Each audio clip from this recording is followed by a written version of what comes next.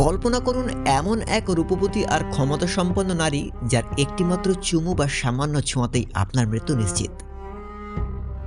কোনো তরোয়ার নয়, কোনো তীর নয়, প্রাচীন ভারতের রাজারা ব্যবহার করতেন এক বিশেষ জ্যান্ত মরণাস্ত্র, যাদের বলা হতো বিষকন্যা। আজকের ভিডিওতে আমরা উন্মোচন করব ইতিহাসের সেই ভয়ঙ্কর নারীদের রহস্য, যাদের রক্তেও নাকি বইত বিষ। তারা কি শুধুই লোককথা, নাকি চাণক্যের কূটনীতির এক নিষ্ঠুর বাস্তব? ইতিহাসের পাতায় দাবি করা হয় বিশেষ করে মৌর্য সাম্রাজ্যের শত্রু দমনে এই বিষকন্যাদের ব্যবহার করা হতো। এদের তৈরির প্রক্রিয়াটি ছিল শিউরে ওঠার মতো। ছোটবেলা থেকেই অনাথ এবং অতি সুন্দরী বালিকাদের বেছে নেওয়া হতো।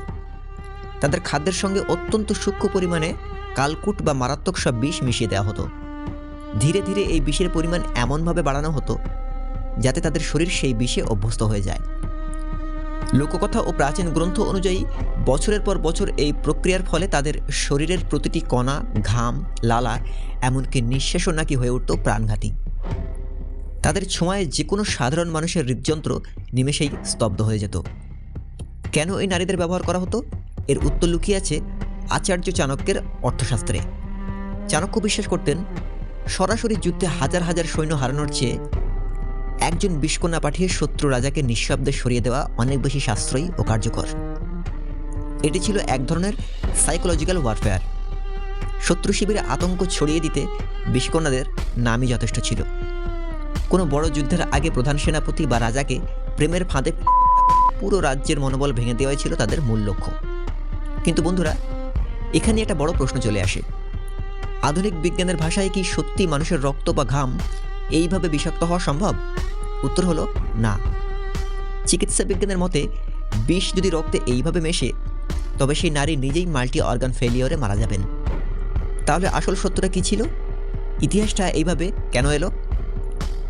আসলে বিষকন্যারা কোনো অলৌকিক ক্ষমতার অধিকারিণী ছিলেন না।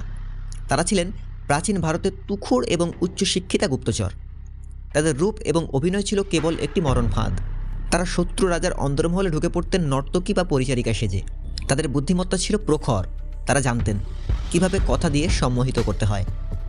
তারা সরাসরি বিষাক্ত ছিলেন না, বরং তারা বিষ বহনে দক্ষ ছিলেন। অনেক সময় তারা তাদের সুদীর্ঘ নখ বা ভারী গহনায় অতি সূক্ষ্ম বিষাক্ত সূচ লুকিয়ে রাখতেন।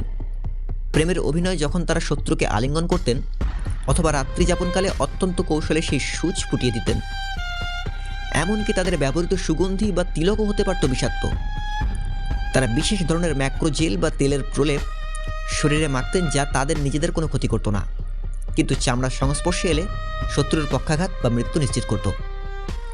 ইতিহাসে তাদের এই বিষ প্রয়োগের নিখুঁত দক্ষতার কারণেই তারা বিষকন্যা নামে পরিচিতি পান। নন্দবংশের পতনে এবং চন্দ্রগুপ্ত মৌর্যের সিংহাসন আরোহণে এই বিষকন্যাদের ভূমিকা অনস্বীকার্য বলে মনে করা হয়। এমনকি কিংবদন্তি আছে যে মহাবীর আলেকজান্ডার যখন ভারত আক্রমণে আসেন, তাকে রুখতেও নাকি বিষকন্যা পাঠানোর পরিকল্পনা করা হয়েছিল। যদিও ঐতিহাসিকরা এটি নিয়ে দ্বিধাবিভক্ত, কিন্তু বিষকন্যা শব্দটি আজও প্রাচীন ভারতের অন্ধকার রাজনীতির এক অবিচ্ছেদ্য অংশ হয়ে আছে। প্রাচীন ভারতের এই রহস্যময়ী নারী যোদ্ধাদের কথা আপনি কি আগে জানতেন? তরোয়ারের চেয়েও ধারালো এই রূপের লড়াই আপনার কাছে কেমন মনে হলো? কমেন্টে আমাদেরকে জানান।